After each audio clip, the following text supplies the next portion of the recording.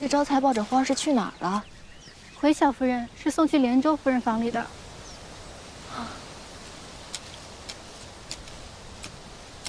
这连州现在对花草感兴趣了。牡丹夫人，你怎么来了？我来给连州妹妹送驱虫药的。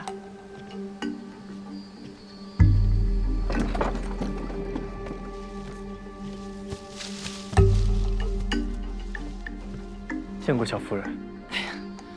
可不能这样移栽呀！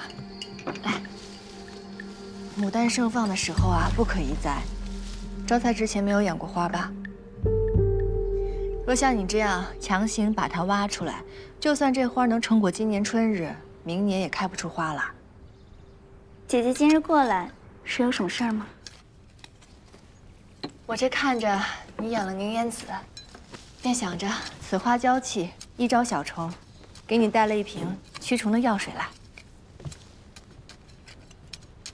多谢。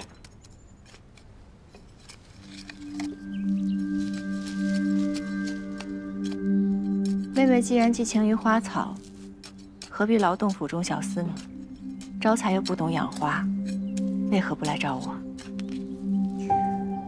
我本想养着玩儿，可不知其中有这么多门道。日后我还是作画弹琴吧，就不劳烦姐姐了。两位夫人叙话，招财先行退下了。去吧。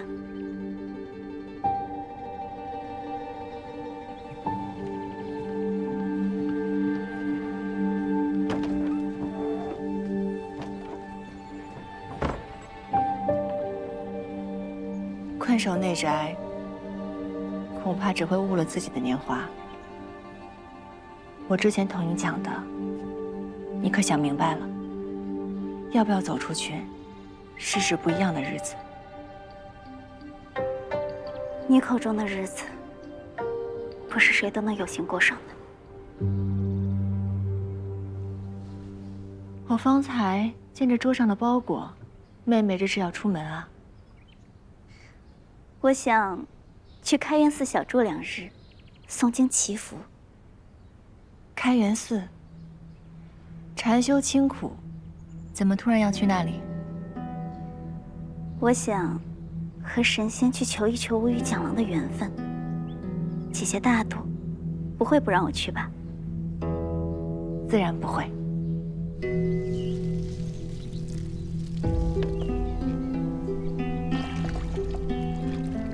那点花土，一看就是采薇高声提醒后即刻产的。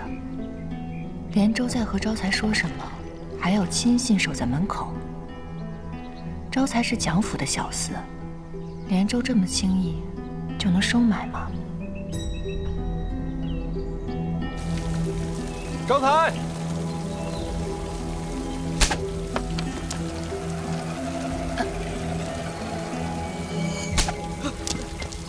郎君饶命！你平日里也不是折磨下人的主子，今日这是怎么了？你是跟这小厮有仇吗？你猜？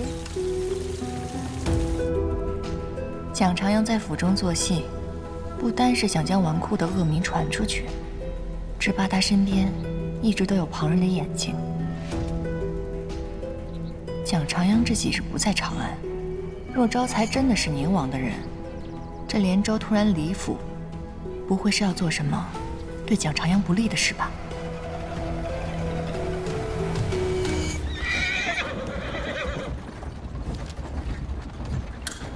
我要去开元寺给母亲上香祈福，正好一起了。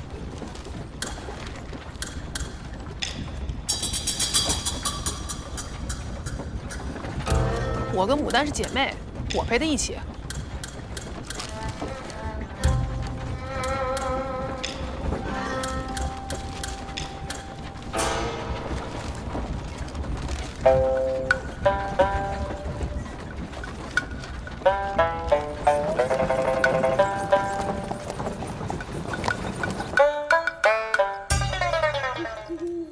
夫人，合适的厢房已经熄灯了。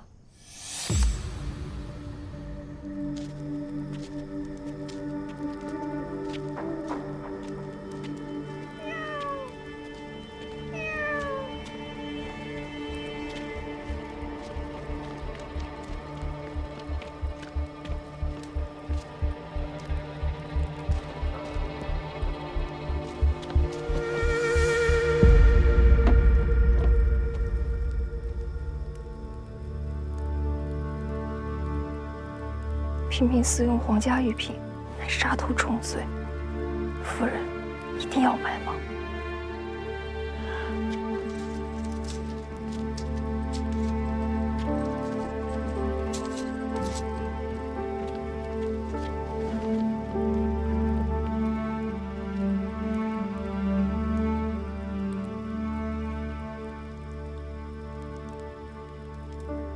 夫人的绣工可真好，这花莲霓裳裙虽然旧了，却不减其美，上面的莲花像真的一般。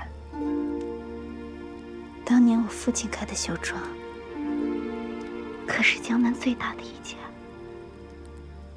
见我手绣出的衣裙不计其数，可如今能找到的、买到的，便只有这一件了。我从小便有一个心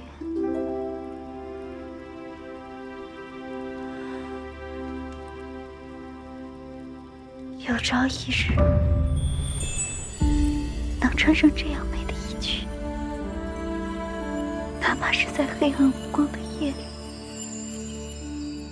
我只穿给自己看。可父母告诫我，商人不配做贵人服侍。直到父亲被贪官迫害，一夕间家破人亡，我都从未穿过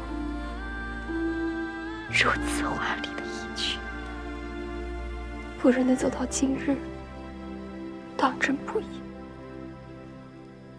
商人卑贱，无论生意做得多大，当官的一句话必会让一切灰飞烟灭。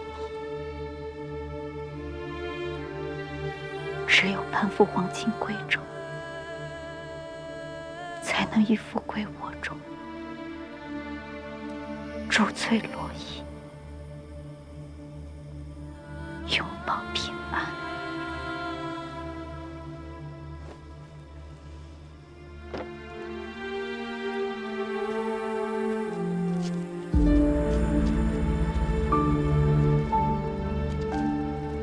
原来连州也是商户出身啊！